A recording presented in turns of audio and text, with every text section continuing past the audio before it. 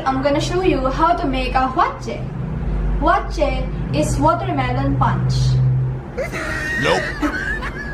Today, here in my place, it's so hot. That's why I choose to make this refreshing recipe. Let's try!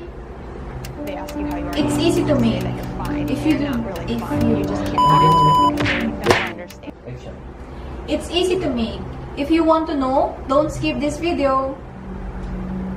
All we need is watermelon, milk, Sprite, fruit cocktail in a can, and raisins.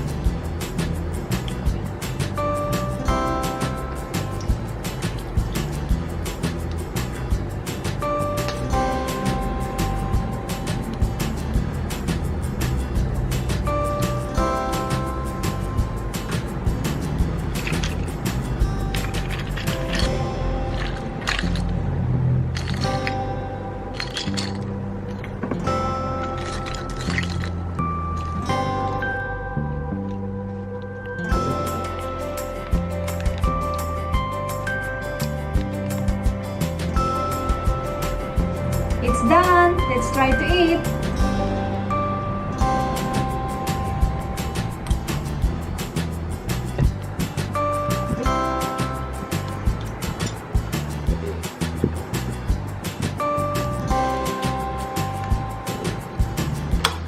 Party or birthday or any occasions at home, you can try. It's really easy to make.